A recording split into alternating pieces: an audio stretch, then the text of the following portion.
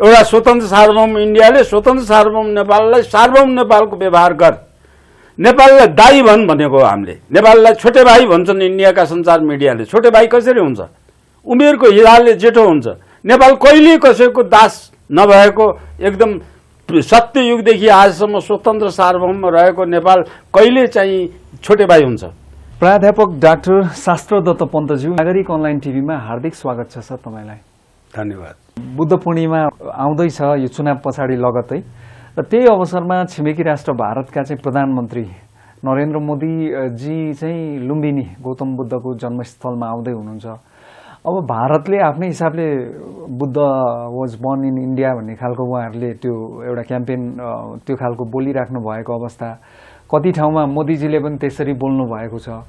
अब मोदीको लुम्बिनी आगमनलाई गौतम बुद्ध नेपालमा जन्मेको हो भन्ने एउटा सन्देश दिन काफी हुन्छ कि यहाँले कसरी हेर्नु भएको छ डाक्टर साहबले यो प्रसङ्गलाई? पहिली नेपालमा आएका बेला जनकपुर पशुपतिमा दर्शन गरेपछि जानकीको मन्दिर जनकपुर र मुक्तिनाथको मन्दिर मुस्ताङ र गौतम बुद्धको जन्मस्थल लुम्बिनीमा चाहिँ यात्रा गर्न दर्शन यहाँ आएको बेलामा, योभन्दा पहिले आएको बेलामा दर्शन गर्न चाहेका थिए। मोदीले दर्शनको कार्यक्रम बनाएको थियो।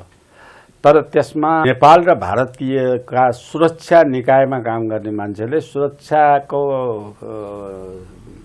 एउटा प्रश्न खडा गरेर मोदीलाई चाहिँ ती स्थानमा जान भनेर जाने जुन कार्यक्रम थियो त्यो चाहिँ सुरक्षाको समस्या देखाएर मोदीलाई लगिएन। र पछि अर्को पटक आएको बेलामा मोदी मुक्तिनाथ त गए, जनकपुर गए, तर पनि लुम्बिनी उनको चाहनाअनुसार छुटेको थियो। र अहिले चाहिँ नेपालको प्रधानमन्त्रीले भारतको यात्रा गरेको बेलामा मोदीलाई दिएको निमन्त्रणा अनुसार, त्यो निमन्त्रणा अनुसार मोदीले त्यही छुटेको एउटा मात्रै दर्शन गर्ने र त्यसको अभिव्यक्ति दिने हिसाबले नै अब निम्ता पनि मानेको हुने, नेपालसितको सम्बन्ध पनि सुधारेको हुने, नेपाल हिन्दू राष्ट्र हुनु भयो भनेदेखि विश्वभरिका हिन्दूहरूलाई चाहिँ एउटा खुसीको खबर हुने, त्यो अन्तर्निहित विचारलाई लिएर मोदी चाहिँ लुम्बिनी आएको मैले ठानेको छु। अब मोदीको चाहना अनुसार लुम्बिनी यात्रा गर्ने चाहना अनुसार मोदीले यात्रा गरेका छन्। यो एउटा पक्ष भयो। अर्को तपाईको पक्ष गौतम बुद्ध इन्डियामा जन्मेका हुन्, इन्डियाको हो भन्ने कुरामा चाहिँ इन्डियाको बिहारमा गौतम बुद्ध जन्मेको लुम्बिनी प्रान्त नै एउटा बनाएर विदेशी टिकटहरू, त्यहाँ विदेशी यात्रीहरू लुम्बिनी यात्रा गर्नेहरूलाई इन्डियाको विदेशी स्थित कूटनीतिक नियोगहरूले त्यो प्रचार गरेर इन्डियामा यात्रु पठाउने गरेको समेत त्यो प्रान्तीय सरकार बिहार सरकारले त्यस्तो काम गरेको कुरा सत्य हो। त्यो चाहिँ अर्को लुम्बिनी इन्डियामा बनाइएको छ जुन ऐतिहासिक तथ्यले पुष्टि छैन। मोदीले नेपालमा आएर बुद्ध नेपालमा जन्मेका हुन्, नेपाली नागरिक हुन् भनेर नेपालमा बोलेका मोदी भोलिपल्ट केही समयपछि जर्मनीको चान्सलरमा जर्मन यात्रा गरेको बेलामा जर्मनको चान्सलरसँग भेट्दाखेरि बुद्ध जन्मेको भूमिबाट म भेट्न आएको कुरा त्यहाँ उल्लेख गरेको हुनाले नेपालमा बोलेको कुरा र जर्मनीमा बोलेको कुरा ठिक उल्टो परेको थियो, मोदीले नै आफै बोलेको कुरा पनि। तर त्यसलाई मोदीले के हिसाबले सुधारे भने गौतम बुद्धका जन्मेको लुम्बिनी हो, राजपुरमा राजपरिवारमा जन्मेका लुम्बिनीमा जन्मेका हुन् र बोध गयामा गएर उनीहरूले ज्ञान प्राप्त गरेका हुन्। उनको जन्मनु, ज्ञान प्राप्त गर्नु र मृत्यु हुने एउटै दिन पूर्णिमाको आज त्यो अब आउँदैछ बुद्ध पूर्णिमा, त्यो पूर्णिमा दिन एउटै दिन परेको र इन्डियामा बोधि ज्ञान पाएको इन्डियाको भूभागमा अथवा बोध गयामा भएको हुनाले त्यो बोध गयामा भएको कारणले इन्डियाको पुत्र भनेर भन्न पनि मिल्ने अवस्थाको व्याख्या गरेर मोदीले सन्तुलन कायम गरेका छन्। त्यसकारण जन्मेको नेपालमै हो र ज्ञान प्राप्त गरेको बोध गयामा इन्डियामा हो।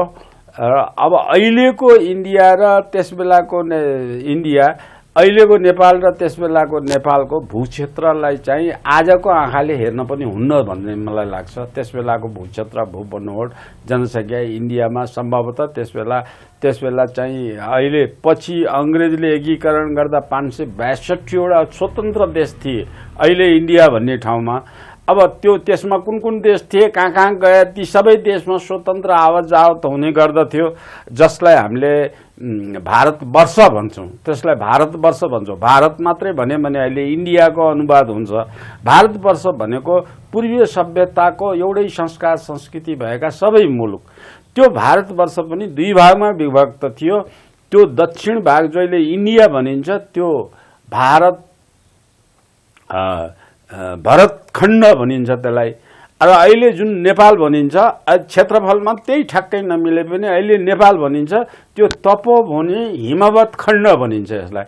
त्यसो हुनाले त्यसबेलाको कुरालाई अहिलेको राजनीतिक परिपाटीमा जोडेर नहेर्नु नै बेस लाग्छ मलाई। यहाँले भन्नुभयो नक्कली चाहिँ लुम्बिनी खडा भइसकेको अवस्था पनि हो र उहाँहरूले भने जस्तो त्यो उहाँले ज्ञान भगवान बुद्धले ज्ञान प्राप्त गरेको त भारतमै नै हो, तर उहाँको जन्म र समय विवाह गरिन्जेलसम्मको समय त नेपालमै बितेको हो नि त लुम्बिनीमा जन्मेको सबै भएको नेपालकै नेपाली नागरिक हो, जन्मेको हो, राजाको शुद्ध राजाको छोरा हो नेपालको। त्यसबेला त्यो नेपालको एउटा छुट्टै राज्य थियो। नेपालका 2200-2400 राज्यमा जुन गनेर गनिन्छ त्यस्ता मध्ये स्वतन्त्र एउटा राज्य थियो। त्यो पनि कपिलवस्तु एउटा थियो हो। त्यो हिसाबले गर्दाखेरि यो विवाद अनावश्यक विवाद चाहिँ कसरी समाधान गर्न सकेला त सर? जस्तो भारतले पनि कहिलेकाहीँ दाबी गर्ने, अब नेपालमा त अब स्वाभाविक रूपमा अहिलेको कालखण्डमा हाम्रै भूभागमा छ, यसलाई नेपालमै हो भनेर बनाउने भनौँ न एउटै मात्रै मत बनाउन सकिन्न यसमा? होइन, यसको लागि नेपालले प्रयत्न गरेका छ। नेपालीहरू विश्वभर बसेका नेपालीहरू विश्वमा भर प्रचार गरेका छन्। जो नेपाली अहिले विश्वभरि फैलिएर कामको रोजगारको क्रममा गएकाहरूको पनि यो नेपालकी हो भनेर विश्वमा तिनले पनि प्रचार गरेका छन्। तिनले पनि भिडियोहरू बनाएका छन्, तिनले पनि फिल्महरू बनाए, गीतहरू बनाएका छन् अनेक किसिमको। अब नेपालमा पनि त्यो बुद्ध नेपालमा जन्मेको कुरा नभएर इन्डियामा जन्मेको कुरा नेपालमा पढाउने पाठ्य पुस्तकमा इन्डियाले छापेको छ। इन्डियाले कुनै बेला सगरमाथा पनि इन्डियामा भनेर छापेको छ। इन्डियाको हिमालय एटलास भन्नेमा सगरमाथा भएको देश इन्डिया लेखेको छ। अब त्यो चाहिँ जति प्रकाशनहरू इन्डियाबाट यस्ता किसिमका भए त्यसबेला खास गरेर पञ्चायत कालमा उग्र रूपमा चाहिँ यो असत्यको पर्दाफास गरेर इन्डियालाई बाध्य बनाएर किताब नछापेको किताब नेपालमा ल्याउनै नपाउने गरेर किताबमा भन्सारबाट छिर्नै नदिने काम पनि भएपछि इन्डियन पब्लिकेसनहरूले बाध्य भएर त्यो जम्मै संशोधन गरेर नेपालमा चाहिँ इन्डियामा जन्मेकोमा नेपालमा जन्मेको सगरमाथा नेपालमा भएको यो सबै किसिमको कुराहरू चाहिँ पञ्चायत कालको कुरा गरौँ। अब यसमा पञ्चायत कालको कुरा गर्यो भने यस्ता कुरा हुनै दिँदैन थियो त्यसबेला, देनन्देर कारवाही गरेर। अब अहिले आएर अहिलेको अवस्थामा भन्यो भने ओली प्रधानमन्त्री भएको बेलामा त्यो के थियो त्यो पत्रकार सुबीर चौधरी अब आएर उसले नेपालसँग प्रधानमन्त्रीसँगै कुरा गर्ने क्रममा नेपालको हेलिकप्टर चढेर गएर सगरमाथा इन्डियाले पत्ता लागेको इन्डियनको नाउँमा हुनुपर्छ भन्यो। सगरमाथा नेपालमा छ, तर त्यो सगरमाथा चाहिँ चीनले झोमोलङमा भन्छ सगरमाथालाई भनेपछि इन्डियाले चाहिँ इन्डियन नाउँ राखेर गर्छन्। ब्रिटिसहरूले माउन्ट एभरेस्ट भनेर चाहिँ एभरेस्टको नाउँ राख्छन् भने हामीले चाहिँ किन इन्डियनको नाउँ नराख्ने भन्ने कुरा प्रधानमन्त्रीसँग बोल्दा समेत उसले बोलिसकेका छ। अनि अहिलेको अवस्था देखेर पञ्चायत व्यवस्थाको कालको अवस्था हेऱ्यो भने अहिले नेपालीमा इन्डियनाइज गर्ने टेन्डेन्सी निकै बढ्दै गएको छ। अब त त्यो सुधीर चौधरी जस्ता मान्छेहरूले धक फुकाएर नेपालमा आएर यस किसिमका कुरा नेपाली पक्षकोलाई नेपाल अब उनीहरूले चाहेको अवस्था नेपाल इन्डियाको एउटा प्रान्त हो, सिक्किम जस्तै हो, भुटान जस्तै हो नेपाल पनि। अब अहिले भन्न खोज्ने जम्मू काश्मीर जस्तै हो। जम्मू काश्मीर त फेरि इन्डियामा मिसाइहाल्यो नि त मोदीकै पालामा। अब यी सब कुराहरूलाई हेर्दाखेरि अब कालापानीको कुरा आएर कालापानी नि त इन्डियाले मिसायो नि। जम्मू काश्मीर सँगसँगै इन्डियाको नक्सामा नेपालको कालापानीको भूक्षेत्र नि इन्डियामा मिसाएर मोदीकै पालामा आएछ। अब मोदीले स्वतन्त्र हिन्दू राष्ट्र नेपाल हो र यस गौरवशाली छ, यसको वैदिक धर्म संस्कार संस्कृतिको ठुलो इतिहास छ, नेपालको बहादुरीको ठुलो कुरा छ भनेर पनि भन्ने, तर उनकै पालामा जम्मू काश्मीर एउटा प्रोटेक्टोरेट इन्डियन स्टेट थियो नि, अथवा जसरी चाहिँ पोर्टियोरिको अमेरिकाको स्टेट थियो, जसरी चाहिँ फकल्यान्ड बेलायतको स्टेट थियो, फकल्यान्ड पोर्टियोरिकोमा अमेरिकामा उनीहरू पोर्टियोरिको अमेरिकाको प्रान्त बन्न चाहन्थ्यो सबै संस्कार संस्कृतिको कारणले। त्यसमा पनि अमेरिकाले डेमोक्रेटिक एभरेज आम चुनाव गराएर जनमत संग्रह गराएर जनमतको 2/3 जनमतबाट पारित गराएर मात्रै अमेरिकाको स्टेट बनाए। त्यस्तै गरेर बेलायतले पनि जम्मै फेरि फकल्यान्डमा बस्ने सबै बेलायती नागरिक नै थिए, अरू मान्छे पनि थिएनन्। त्यसमा हाम्रो बेलायतकै एउटा प्रान्त हो भन्दा पनि प्रजातान्त्रिक अभ्यास 2/3 जनताले रेटिफाई नगरिकन त्यो बेलायतको प्रान्त हुन सक्दैन भनेर जनमत संग्रह गराएर बेलायतको प्रान्त बनाएको हो। अब त्यो चिज जम्मू काश्मीर पनि त्यस्तै प्रोटेक्टोरेट स्टेट हो। हरि सिंहले चाहिँ इन्डियामा प्रोटेक्टोरेट स्टेट भएको, प्रोटेक्टोरेट स्टेट के हुन्छ भने डिफेन्स रक्षा व्यवस्था मात्रै हेर्ने अधिकार उसलाई हुन्छ, अरू त्यो परराष्ट्र पनि होला। परराष्ट्र अहिले भुटानले त्यो तोकेको व्यवस्था हुन्छ, परराष्ट्र भुटानमा लाई दिएको हुनाले भएको, तर मेनली चाहिँ प्रोटेक्टोरेट स्टेट रक्षा हो। त्यो चाहिँ इन्डियालाई हेरिराखेको त्यसलाई जनमत संग्रह नगराइकन, जबकि 3-4 पटकसँग युएनओबाट जनमत संग्रह स्वतन्त्र निष्पक्ष जनमत संग्रह गराएर जम्मू काश्मीरको समस्या समाधान गर्ने भनेर संयुक्त राष्ट्र संघले निर्णय गरेको छ। त्यो निर्णयको विरुद्ध पनि इन्डियामा चाहिँ मिसाइयो अहिले, जुन चाहिँ यदि त्यहाँको प्रजातान्त्रिक अभ्यासको विपरीत भयो। यस किसिमको कुरा त्यो अभ्यासमा पनि नेपालको भूक्षेत्रको दुईटा कुरा सँगै छ। नेपालको भूक्षेत्रको मलाई लागेको अलिकति शङ्का नेपालको भूक्षेत्रमा मलाई लागेको के हो भने, यो अहिले मोदीका पालामा चाहिँ अहिलेको वर्तमान नेपालको कालापानी क्षेत्रलाई इन्डियामा राखेर नक्सामा निकालेपछि नेपालले विवाद गर्यो भने त्यो विवादको समाधान गर्न यो भूक्षेत्र नेपाललाई छोडिदिने, नेपालले चाहिँ ग्रेटर नेपालको डिमान्ड नेपालले छोडिदिने भन्ने त्यो चाहिँ काकताली स्वरूप यो बनाएको जस्तो यो रहेको हो। अथवा इन्डियाको डिफेन्स सेक्युरिटीको कुराबाट मिलापत्र यसरी गराएर त्यो ग्रेटर नेपालको भूभाग जुन झन्डै नेपालको भूक्षेत्रको 1/3 छ, त्यो चाहिँलाई हक अधिकार कायम गर्नलाई चाहिँ लाग्ने भएछ। त्यो क्षेत्रभित्र मैले हालसालै दिल्लीमा प्रस्तुत गरेका कार्यक्रमहरूलाई देखेँ। त्यो चाहिँ ग्रेटर नेपाल अथवा उत्तराखण्ड जति भनेर भनेको छ, उत्तराखण्डभन्दा अझ पश्चिमपट्टि पनि नेपालको भूभाग छ, सतलज नदीसम्म नेपालको भूभाग छ। त्यो भूभागभित्र बस्ने नेपाली मान्छे अहिले पनि त्यहाँ छन्, त्यहाँ नेपाली भाषा बोल्छन्, नेपाली भाषा गीत गाउँछन्, तिनले नेपालप्रति माया गर्छन्। त्यो नेपाल हाम्रो नेपालको शासनभित्र परेका हामी हौं भन्ने भावनाको प्रस्तुत दिल्लीमा भएको एउटा सांस्कृतिक कार्यक्रममा त्यहाँका मान्छेहरूले प्रस्तुत गरेको कार्यक्रम मैले देखेँ। त्यो त्यहाँका मानिसहरूमा पनि नेपालप्रतिको भावना चाहिँ सशक्त र जागरुक अवस्थामा छ। नेपाली भाषा नै बोल्छन्, नेपाली संस्कार संस्कृति नै तिनीहरूले गरेका छन्। पूर्वमा पनि टिस्टादेखि पश्चिमको भूभागमा नेपाली संस्कार संस्कृति सँगसँगै नेपालकै हामी नेपाली नै हौं भनेर उनीहरूले नेपाली नै दाबी गरेर बसेका छन्।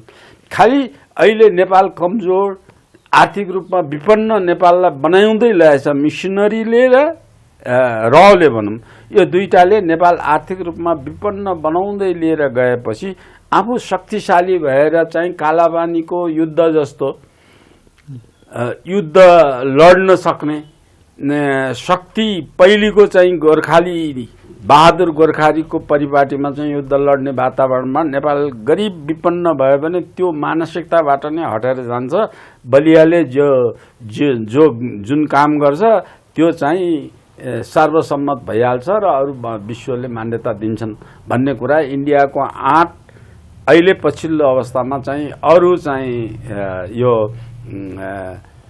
इन्डिया स्वतन्त्र भइसकेपछि सरदार वल्लभ भाइ पटेल गृहमन्त्री छँदाखेरि चाहिँ इन्डियामा चाहिँ 8-10 वटा नै यसरी प्रान्त अङ्ग्रेजले बनाएको भन्दा बढ्ता भूभाग इन्डियाले जोडेर इन्डियामा मिसाएको हो, अङ्ग्रेजकै प्रवृत्तिले काम गरेर।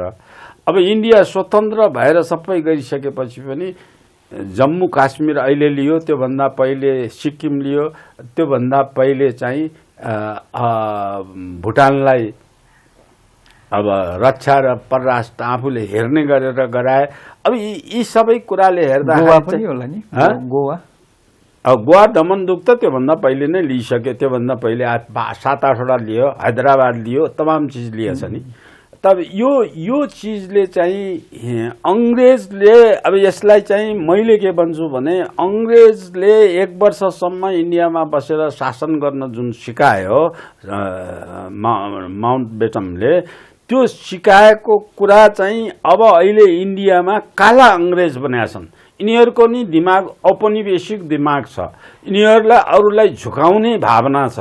त्यो भावना अन्तर्गत चाहिँ परेकोमा मलाई लाग्थ्यो मोदी त्यस्तो कुराबाट उम्केका छन्। यिनी प्राच्य धर्म दर्शन ज्ञान बुझेका छन्। यिनका पालामा नालन्दा, तक्षशिला, विक्रमशिला जस्ता विश्वविद्यालयहरू रिभाइभ भएर आउलान्।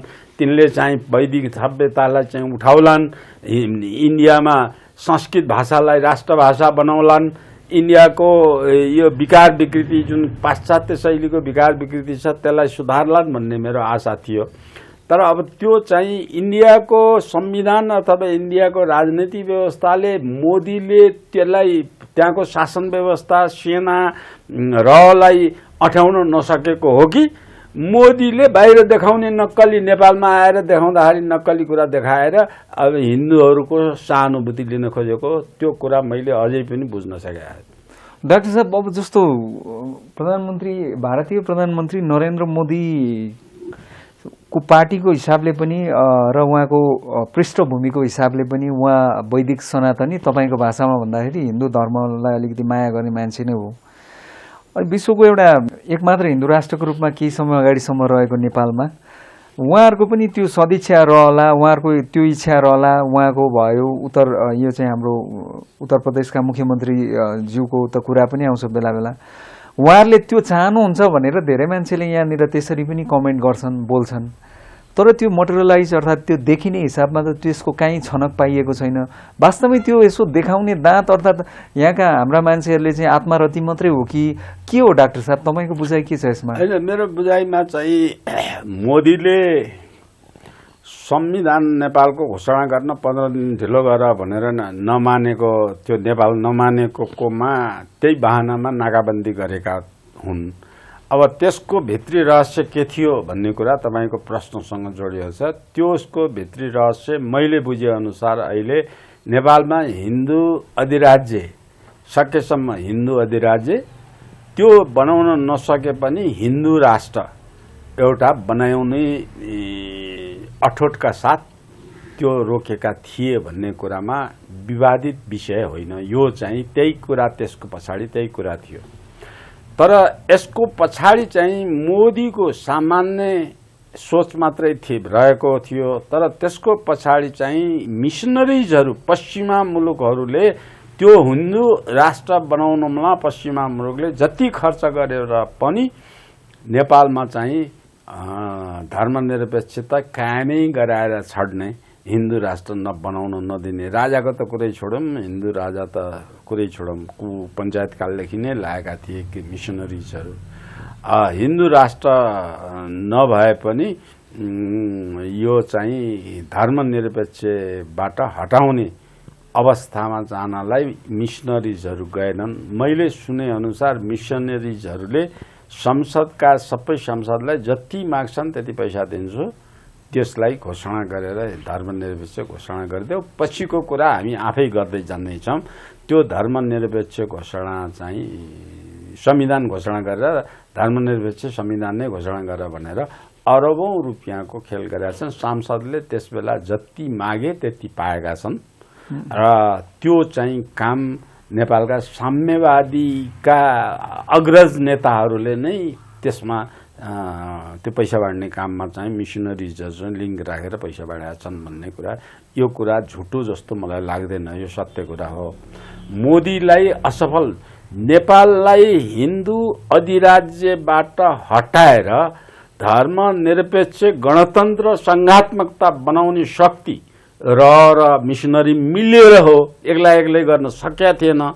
एक्लै एक्लै लागेको प्रजातान्त्रिक अभ्यासमा 30 वर्षसम्म पञ्चायती कालमा पनि लागेका हुन्, सरकारै लागेका हुन्, पश्चिमा सरकार। त्यो लाग्दाखेरि यसलाई बनाउन सकेका थिएनन्। अब रले चाहिँ नेपालका पार्टीलाई उठाएर दुई पटक नेपाली काङ्ग्रेसलाई युद्ध गर्न लगाए। अब त्यसपछि यी नक्सलिस्टलाई उठाएर गर्न लगाए।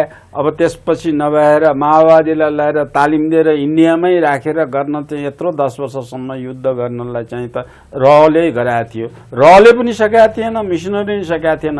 जब र मिसनरी मिले अनि मात्रै यो काम सफल बनाएको थिए।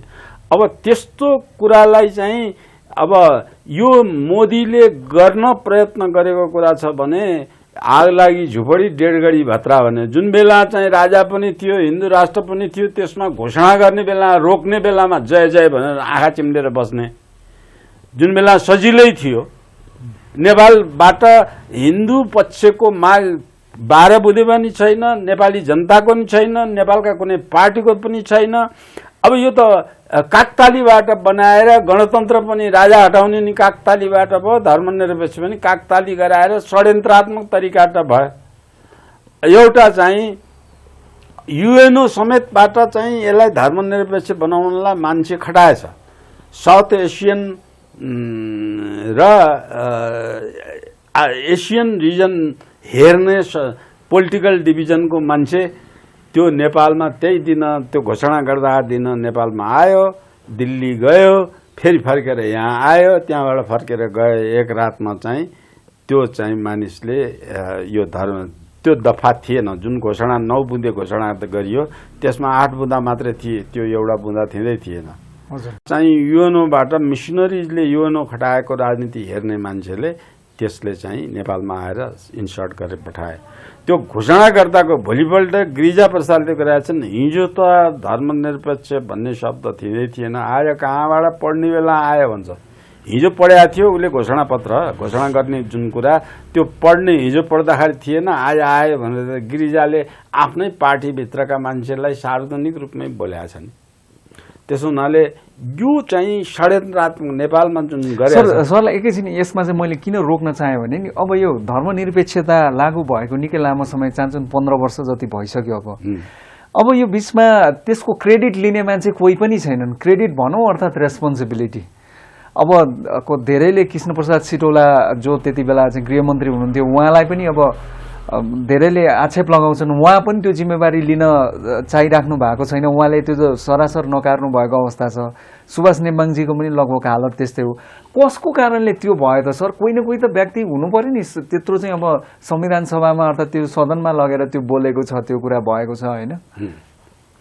अब यस्तो छ हेर्नुहोस्, अब यो कोही न कोही भन्नाले अब तपाईँको जवाफ रफ नै जवाफ दिनुपर्छ। कोही न कोही मिसनरीको एजेन्सीले त्यो जिम्मा त यो परिवर्तन जुन आएछ समष्टिमा संसार जगतले बुझेर पनि बचाउनु हुँदैन कि। समष्टिमा नेपालमा जुन परिवर्तन आएछ नेपाली जनताले द्वन्द्व गरेर नेपालमा राजनीतिक परिवर्तन ल्याएको पनि होइन, गणतन्त्र बनाएको पनि होइन, धर्मनिरपेक्ष बनाएको पनि होइन, सङ्घात्मकता पनि बनाएन। हरेकको पछाडि कारण छन्। त्यो कारणमा दुईटा कुरा छ। इन्डियाको काला गोराको प्रवृत्ति, इन्डियन कालाले शासन गरेको ती गोरा प्रवृत्तिले शासन गर्ने, त्यसको शासनको नेतृत्व यो नेपाललाई यस्तो बनाउनुमा इन्डियाको रको हात छ। र नेपाललाई चाहिँ धर्मनिरपेक्ष बनाएर बनाउने काममा चाहिँ इसाई मिसनरीको हात छ। यी दुईटैलाई संघात्मक व्यवस्था यी दुईटैलाई चाहिएको छ। किन चाहिएको छ भने दुईटा कारणले। एउटा नेपाल, यी दुईटै नेपाल धनी बलियो सुसम्पन्न विदेशीको निर्भर बनाउने अर्थव्यवस्थाको नभयो भने, गरिब भयो भने जे भन्यो त्यो मान्छ भन्नेमा दुईटै मिसनरी र दुईटै सहमत छ। अथवा इन्डिया र पश्चिमी जगत दुईटै सहमत छन्। अब अर्को चाहिँ संघात्मक किन बनाउने भने त्यसमा पनि नेपालीको त यिनले देखाएका छन् नि, यत्रो लामो 300-400 वर्षदेखि अनेकतामा एकता भएर बसेको नेपाली त मिलेर बस्ने जात हो। यिनीहरू हामीले जति फुटाए पनि मिलिहाल्छन्। भोलि मिल्यो भने फेरि धर्मनिरपेक्ष देश बनाएर 2/3 फेरि त्यही संविधान पनि फाल्न सक्छन्। त्यसकारण बाँच्नको लागि के गर्ने भन्दा एउटा प्रान्तको लागि एउटा जातलाई उठाएर अर्को जातमा हाल्ने, त्यो चाहिँ संविधानमा जातीय राज्य, महिलाहरूको विभेद गर्ने राज्य, जातीय राज्य, जनजाति, दलित यी शब्द राखेर संविधानमा समेत कक्रा बक्रा पारेका छन्। नेपालमा कहिल्यै पनि अछुत, दलित भनेर अपहेलना, यो जात उ जात भनेर अपहेलनाको कुरा कुनै कानुनले गरेका छन्, कुनै नियमले गरेका छन्। थियो होला कुनै चाहिँ मल्लकालको पालामा जाति प्रथामा देखिन्छ। तर अहिले स्वतन्त्र सार्वभौम नेपालभित्र त यस्तो काल कहिल्यै पनि भएको छैन। त्यो वैदिक संस्कारको विभेदकारी नीति त अङ्ग्रेजले इन्डियाबाट नेपालमा चाहिँ जात सानो ठुलो बनाइदिएको त अङ्ग्रेजले हो नि। इन्डियामा बनाएको त्यसको रोग नेपालमा सल्केको मात्रै हो नि। नेपालीमा चाहिँ जात सानो ठुलो भनेर यो जात उ जात भनेछ। नेपालमा भएको वैदिक संस्कारको कुरा त के हो भने कार्यविभाजन पद्धति हो। कार्यविभाजन भनेको कसैले डोको बुन्ने, कसैले नाम्लो बुन्ने, कसैले फलामको काम गर्ने, कसैले तामाको काम गर्ने, कसैले कपडा सिउने, कसैले कपडा बुन्ने। त्यो बुनिकालाई जसले जे जातले जे काम गर्यो त्यसलाई थर भएर चाहिँ त्यो जात त्यसलाई जात बनाएको त त्यही मल्लकालमै त्यो कामअनुसारको जात भनेर तोक्ने त्यो अङ्ग्रेजको प्रभावको कारणले भएको हो नि। यो ठुलो र सानो भन्ने विभेद पनि छँदै छैन। पूर्वीय सभ्यतामा कोही ठुलो जात कोही सानो जात भन्ने पनि छैन, छोइछिटो हाल्ने भन्ने पनि छैन। त्यो त अङ्ग्रेजले इन्डियामा मुस्लिम पसेपछि मुसलमानको पालामा मुसलमानको संस्कार त्यो हिन्दूमा लागू लदान गरेको हो। अब यो चाहिँ हरेक कुरा मुसलमानको इन्डियामा मुसलमानको र अङ्ग्रेजको शासन गरेर 1318 वर्ष शासन गरेका छन् यिनीहरूले। 1318 वर्षमा झन्डै 55-60 पुस्ता हुन्छ। अहिले हाम्रा 55-60 पुस्तासम्म तिनीहरूले दबाएर जे विकार ल्याउनु पर्ने त्यो विकार ल्याएका हुन्। त्यतापट्टि कोही खोज्दैन। दलित जाति जनजाति भन्नेहरूले, महिला पुरुष भन्नेहरूले, महिलावादी भन्नेहरूले त्यो सत्य इतिहास खोज्दैन। यहीँ किचकिच गरेर झगडा गराउन्। किनभने त्यो मिसनरिजहरूले यस्तो बनाएर आफूमा लडाएर नेपालीमा लडाएर अनि कमजोर बनाउन चाहेको त्यो अनुसार उनीहरूले लगानी पनि गरेका छ। INGO भन्ने संस्था, यो क्रिस्चियन अर्गनाइजेसन जति संस्था छन् यही काम गर्नको लागि नेपालमा बसेका छन्।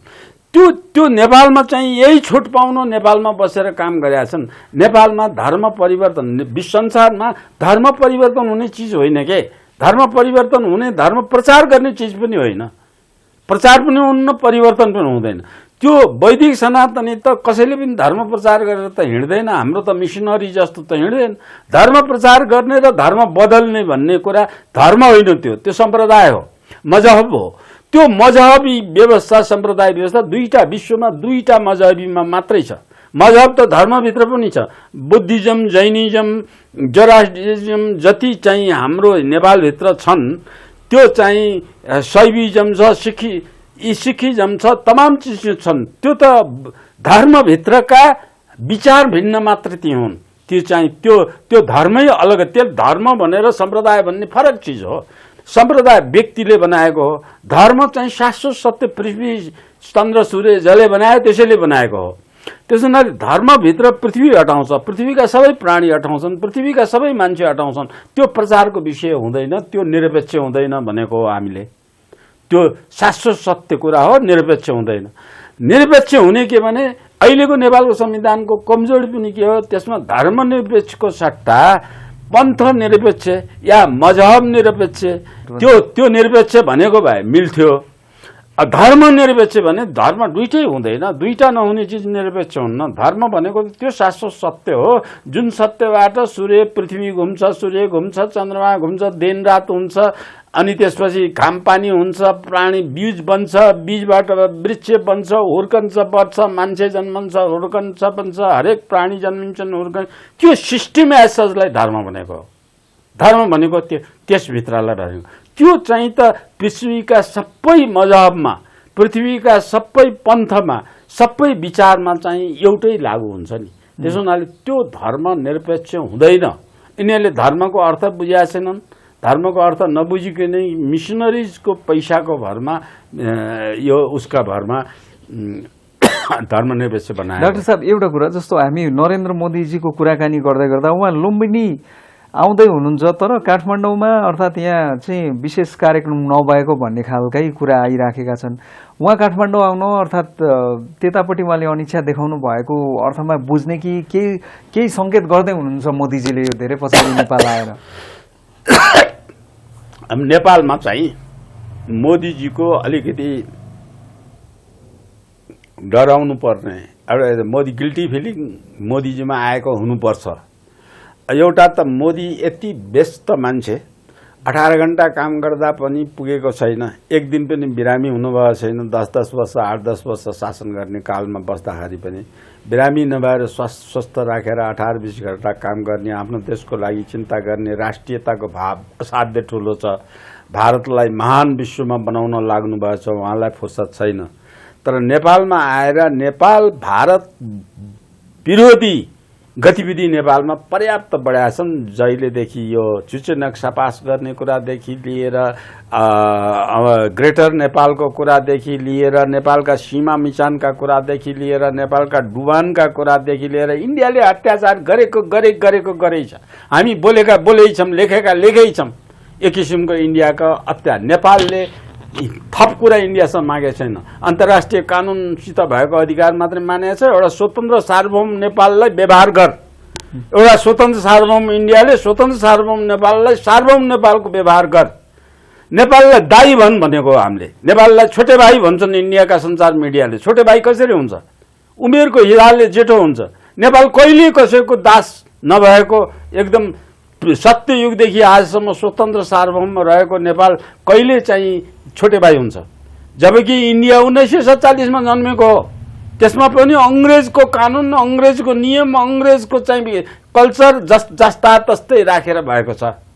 त्यो अस्ति जन्मेको सानो बच्चा हो। नेपालको अगाडि त इन्डिया सानो बच्चा हो। त्यो बच्चाले चाहिँ भाइ भन्ने नेपाललाई दाइ र भाइ। इन्डियामा त हिन्दीमा त दाइलाई पनि भाइ भन्छ, भाइलाई पनि दाइ भन्छन्। त्यो अर्थमा भने भए इन्डियनले बोल्न नजानेको भन्थे।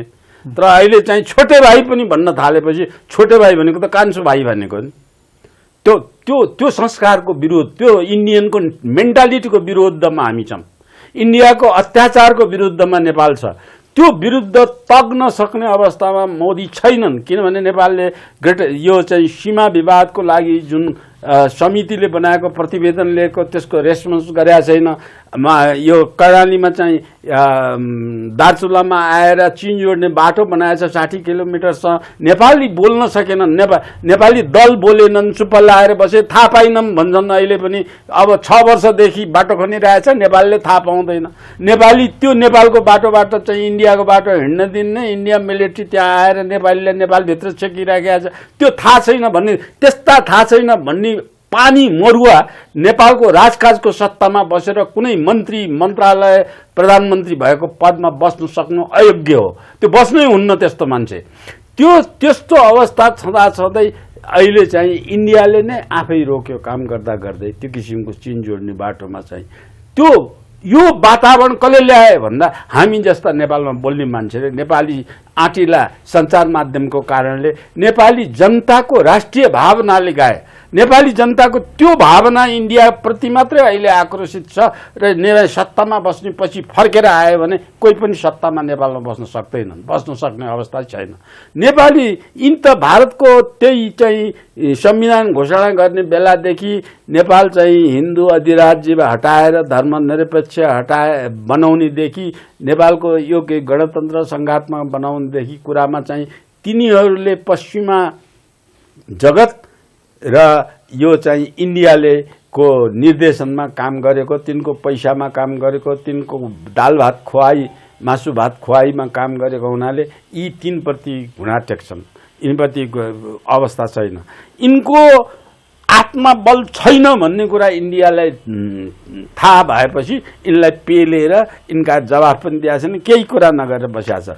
त्यो चाहिँ सम्भवतः लुम्बिनीमा आएर औपचारिक रूपमा नेपालको प्रधानमन्त्रीको निम्ता मानेर नेपाल आएर गएको औपचारिकता पूरा गर्न लुम्बिनीमा मात्रै सीमित भए र नेपालमा आएर नेपाली जनतासँग सामना गर्न सक्ने अवस्था चाहिँ सायद छैन। मेरो यसपालि विरोध हुन सक्छ भन्ने उनको मनमा त्यो त्रास छ, त्यो चाहिँ उनले चाहन्नन्। त्यो क्रिटिसाइज हुन सक्ने एउटा ठुलो अब यो अनेक बिचमा चाहिँ नेपाल भारत सम्बन्धमा पनि जुन किसिमका दरारहरू आए त्यो हिसाबले पनि उहाँ सशङ्कित पनि हुनुहुन्छ भन्ने हिसाबले पनि हो। मैले त्यही बुझाएको छु। सरले एउटा कुरा चाहिँ उठाउनु भयो नि, त्यो जस्तो अहिले चाहिँ जनताको आक्रोश भारतको जुन किसिमको रवैया छ त्यो प्रति चाहिँ हाम्रा जनताहरू हामीहरू चाहिँ उठिराखेका छौँ भन्ने, यो हाम्रा नेताहरूप्रति पनि कुन दिन उठ्छ भनेर भन्नुभयो नि। एउटा प्रसङ्ग यसैमा जोडौँ, हाम्रै सार्क राष्ट्र नै जुन छ श्रीलङ्कामा जे भइराखेको छ नि त्यसको झझल्को हो त्यो हो।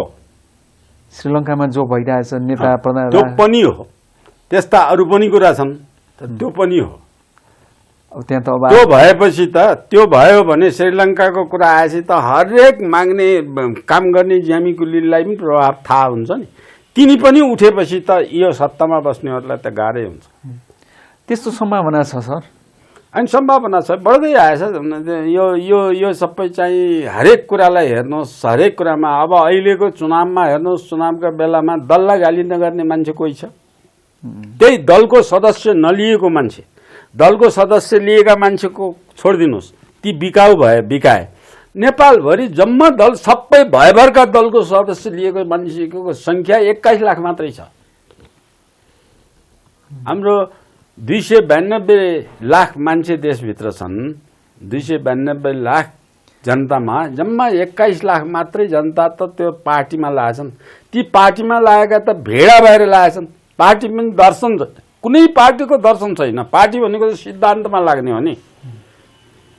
Democracy, liberal economy, pro America भनेर लाग्ने नेपाली काङ्ग्रेस हो होइन। Socialism, communism, one party system, राष्ट्रियकरण सिद्धान्त बोकेर आउने साम्यवादी दल हुन्।